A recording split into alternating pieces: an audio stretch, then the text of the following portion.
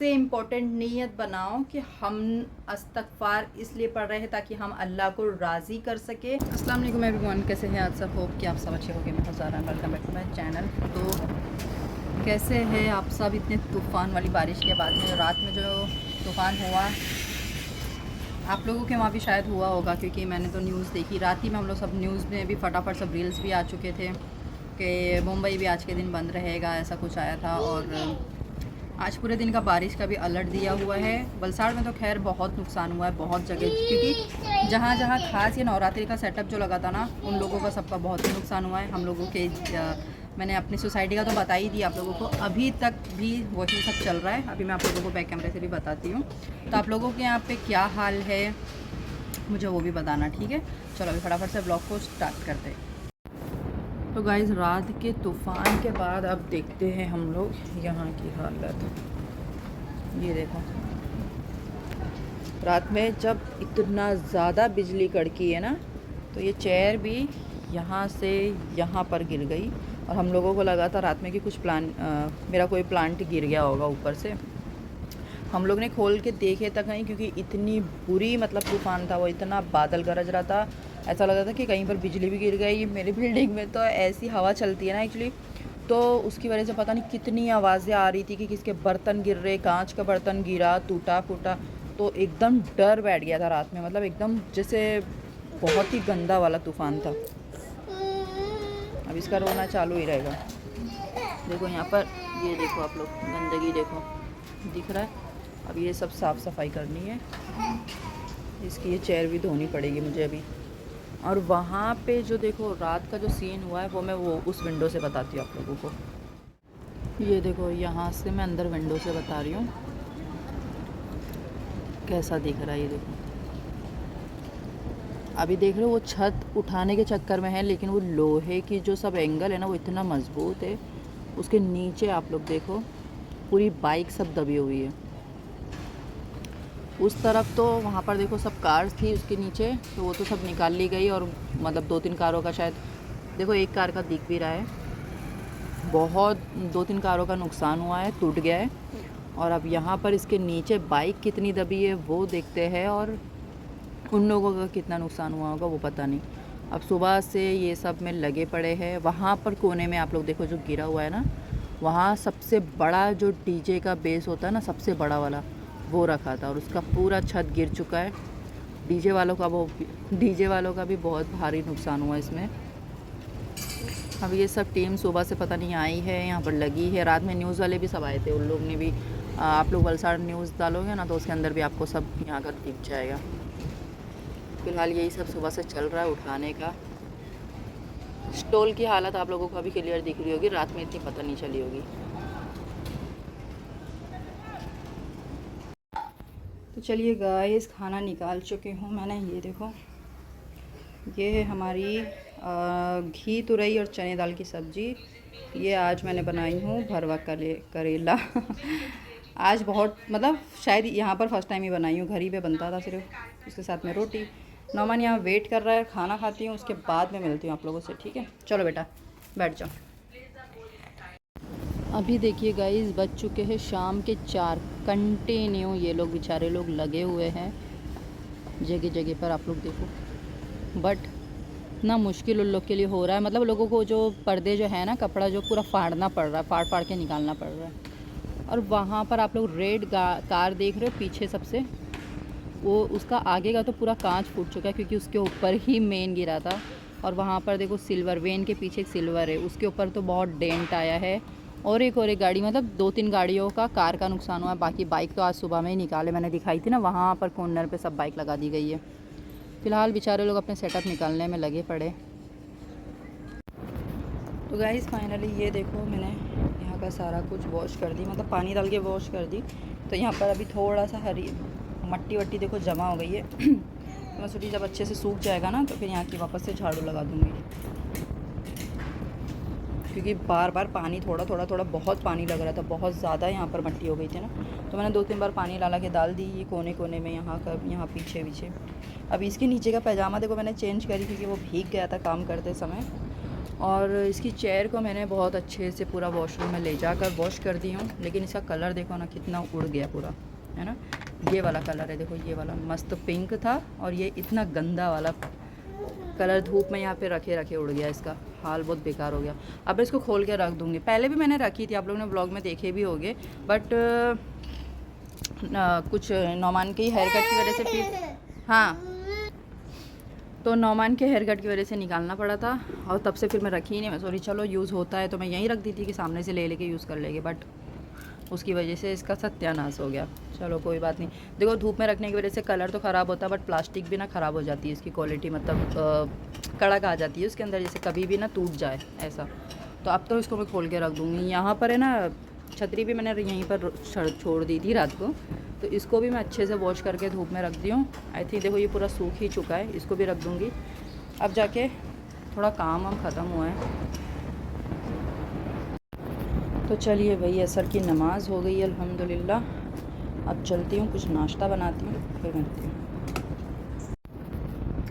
तो ये देखिए हमारा गर्मा गर्म पराठा और चाय रेडी हो चुकी है। और यहाँ मेरा बेटा तितली उड़ी देख रहा है। चलो इसको भी नाश्ता करवाती हूँ, मैं भी नाश्ता करती। क्या मेरे बेटे से चाय नहीं बनवाई मैंने? गम है बेटा, दूर रहना। देखिए कैसे बैठ जाता आके, गरम है।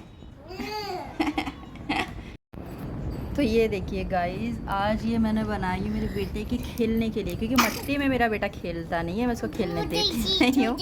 तो आप लोग सोचेंगे मैं पागल हो गई हूँ इसको बहुत, क्योंकि ये गाड़ी क्रेन यही सब सामान मतलब कार्टून ऐसे ही ट्रक गाड़ियों वाला देखता रहता है वीडियो। तो मैंने क्या की, ये जो आटा अपन छानते तो इसका ये बुरादा निकलता है ना, ये मैंने फेंकने से अच्छा सोची अब इसको खेलने में यूज़ करने दूंगी। ये एक लोई मैंने इसके लिए एक्स्ट्रा बनाई हूँ, ठीक है, ये इसी का बनाई हूँ, ऐसा नहीं है कि कोई अच्छा वाला आटा वेस्ट कर रही हूँ। और अब ये इतना खुश हो रहा है ना, इतना एक्साइटेड हो रहा है कि देखो इसमें से उठाऊँ मैं क्रेन से, इसमें से उठा के डब्बे में भरना है, फिर इसको जाके पलटी कर देना है। नौमान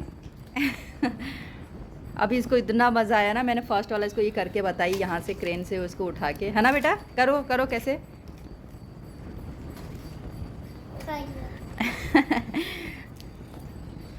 तो ये ऐसा कुछ है ना, एक सेकेंड, इसमें क्या निकला दिख रहा है, हाँ ये सही है भी, ठीक है। तो ये ऐसा कुछ आप लोग भी घर में बच्चों को करके दे सकते हैं, मतलब अगर बच्चे बाहर नहीं जाते, फ्लैट में रहते हैं, मट्टियों में खेलना नहीं हो पाता है, तो ऐसा कुछ जुगाड़ कर सकते हो। और अभी काम पूरा हो गया था तो मैंने क्या करी, ये बड़ा सा मेरे पास एक पॉलीथीन था फ्लिपकार्ट वाला, इसके डाइपर का तो इसको बिछा कर इसको दी हूँ, ताकि इतने में ही बैठ के ये सारा कर, ये देखो वाह, देखे ये देखो उसमें दाल कैसे रहा है। चलो उसमें भरो, जल्दी भरो, चलो चलो गाड़ी भरो जल्दी जल्दी से। हाथ से भरोगे बेटा, इसमें से उठा के भरने का ना, देखो ऐसे गाड़ी आएगी पोम पोम, फिर ये गाड़ी से ऐसे उठा देने का माल, ठीक है, फिर गाड़ी लेके जाने का, और हटो हटो हटो, ये अच्छा ठीक है, चलो इसको रखो, अभी ये रोलर लेकर आओ और सब कुछ सीधा कर दो, ये तो ये अच्छा खेल है, मुझे भी मतलब मज़ा आ रहा है इसके साथ में खेलने के लिए। तो ऐसा आप लोग भी कर सकते हैं, अगर मेरे जैसे वेले बैठे हैं, अगर बच्चा अकेला है, वैसे भी ये मुझे बिठा कर रखता है, कुछ करने देता नहीं है, तो मैंने सोचा अब मैं इसके लिए ना ऐसा ही कुछ थोड़ा रोज़ इसको आधा घंटा ऐसे ही करके दे दिया करूँ, ताकि इसका भी माइंड फ्रेश हो जाए। फ़ोन में देख देख के मेरा बच्चा पागल हो गया यही सब खेल खेल। देखो अब चाय नाश्ता हो गया ना आराम से, इसलिए मैंने सोची कि थोड़ा देर इसके साथ मैं खेलती हूँ, उसके बाद फिर मगरिब का टाइम हो जाएगा। तो गाइज़ मेरा काम सब कुछ हो चुका है और मैंने सोची कि क्यों ना ब्लॉग की एंडिंग करूं। नौमान की आवाज़ सुनो, अकेले में बड़बड़ कर रहा है, मतलब कार्टून देखता है, कार्टून से ही बात करता है, उन लोगों से ही सब कुछ लगा रहता है। जब तक मैं उसको खिलाती हूँ तब तक तो ठीक है, और अकेला रहता है तो फिर अकेले में ही बड़बड़ चालू हो जाता है। तो यही था गाइज़ आज का मेरा पूरा दिन, बहुत काम में टाइम चला गया, थकान अलग रहती है, काम अलग बढ़ जाता है। डेली का काम जो घर का होता है वो तो अलग होता है, उसके अलावा एक्स्ट्रा काम निकलते हैं तो वो अलग बात। तो गाइज़ आज की जो एक ख़ास बात है जो मुझे आप लोगों के साथ में शेयर करना है। जैसा कि मैंने बताई ना पिछले व्लॉग में कि मैं अब एक अच्छा जो भी एक मतलब अच्छी बात या एक कोई वजीफ़ा या फिर कुछ अच्छा मैं आप लोगों के साथ में हर एक व्लॉग में शेयर किया करूँगी। तो आज का जो आज की जो बात बताने वाली हूँ वजीफ़े को लेकर, तो इस्तग़फ़ार के बारे में मैंने आप लोगों से 2-3 ब्लॉग में शेयर कर दिया अब तक, ठीक है, कि उसको कैसे पढ़ना है, क्या करना है। बट आज मैं उसी इस्तग़फ़ार के बारे में आप लोगों को बता रही हूँ जो कि बहुत ज़रूरी है, बहुत ज़रूरी है। मैंने आप लोगों को पिछले ब्लॉग में भी बताई कि इसके लिए सबसे पहले इंसान को पाबंद होना पड़ेगा नमाज और कुरान की तिलावत का, ठीक है, तभी जाके हमारी कोई भी हाजत, कोई भी दुआ पूरी होती है। सबसे पहली बात तो ये हो गई। दूसरी बात आज मैं आप लोगों के साथ में शेयर कर रही हूँ कि जो इस्तग़फ़ार पढ़ने का जो तरीका है, उसको अगर कोई ये समझ के रट्टा समझ कर सिर्फ पढ़ता चला जाए कि अस्तग़फ़िरुल्लाह अस्तग़फ़िरुल्लाह अस्तग़फ़िरुल्लाह, ऐसा नहीं करना है कभी भी। क्योंकि अगर आपकी नीयत नहीं होगी साफ़, आपका दिल नहीं होगा, इस्तग़फ़ार का मतलब क्या है कि अल्लाह से अपनी मग़फ़िरत करवाना, माफ़ी मांगना, मतलब अपने गुनाहों पे इंसान शर्मिंदा हो और अल्लाह से माफ़ी मांगे अपने हर पिछले गुनाहों के लिए। इस्तग़फ़ार का मतलब ये है, ठीक है। तो जब हम लोग इस्तग़फ़ार अल्लाह से करेंगे, जब हम लोग अस्तग़फ़िरुल्लाह अल्लाह से बोलेंगे या मांगेंगे कि अल्लाह हम लोगों को माफ़ कर दे, तो वो कहाँ से होना चाहिए? दिल से होना चाहिए। ना कि हम लोग उसको हाजत समझ के या वजीफ़ा समझ कर सिर्फ इस्तग़फ़ार इस्तग़फ़ार अस्तग़फ़िरुल्लाह अस्तग़फ़िरुल्लाह ये रट्ट लगा लेंगे, तो वो कोई मतलब का नहीं होगा। तो इसके लिए सबसे आज जो मैं बात बता रही हूँ वो ये है कि अगर आप इस्तग़फ़ार पढ़ना शुरू कर रहे हैं तो आप सबसे इम्पोर्टेंट नीयत बनाओ कि हम इस्तग़फ़ार इसलिए पढ़ रहे हैं ताकि हम अल्लाह को राज़ी कर सके, उनसे अपने पिछले गुनाहों की माफ़ी मांग सके, अल्लाह हमें हमारे हर पिछले गुनाहों से माफ़ कर दे, ठीक है। इस्तग़फ़ार का ये मतलब हुआ।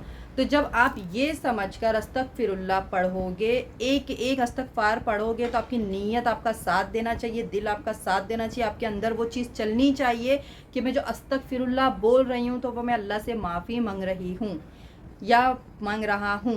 तो ये चीज़ जब भी आप एक एक इस्तग़फ़ार में सोच के पढ़ोगे, तब जाके वो अस्तग़फ़िरुल्लाह अल्लाह को वो नीयत जब दिखेगी कि हाँ मेरा बंदा मुझसे माफ़ी मांग रहा है इसलिए वो इस्तग़फ़ार पढ़ रहा है, तब जाके अगर आपकी उसके बदले में आप उस अल्लाह से और कोई नियत मत करो और कुछ हाजत भी मत करो, आपके अंदर जो कुछ भी चल रहा होगा ना कि मेरा ये काम नहीं हो रहा है, वो काम नहीं हो रहा है, फलाना ठिकाना बहुत सारे, तो वो ऑटोमेटिक सब कुछ होता चला जाएगा। कब होगा?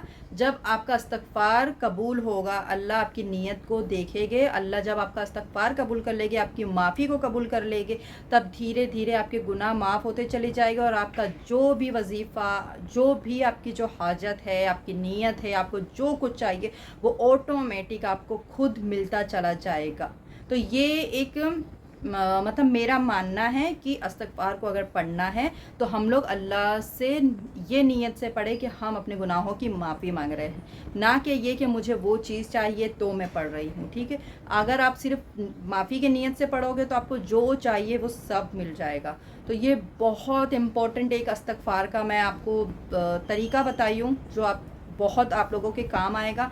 आप लोग खुद इसको करके देखो, 1 दिन, 2 दिन, 3 दिन, पूरी नीयत से महीना भर, किसका काम कितने दिन में होता है, बट पूरी नीयत से नमाज का पाबंद बनो और कुरान की तिलावत करो, उसके बाद में अल्लाह से माफ़ी मांगो, तो इंशाअल्लाह ताला आपकी सारी दुआएं कबूल हो जाएगी इंशाअल्लाह। आमीन सुम्मा आमीन। और मेरे लिए भी, मुझे भी दुआओं में हमेशा याद रखा करें। तो चलिए आज का ब्लॉग हम लोग यहीं पर एंड करते। होप कि वीडियो आप लोगों को पसंद आई होगी। अगर पसंद आए तो please like share subscribe to my channel. मिलते हैं नेक्स्ट ब्लॉग में, तब तक के लिए टाटा बाय बाय, दुआ में याद, अल्लाह हाफिज़।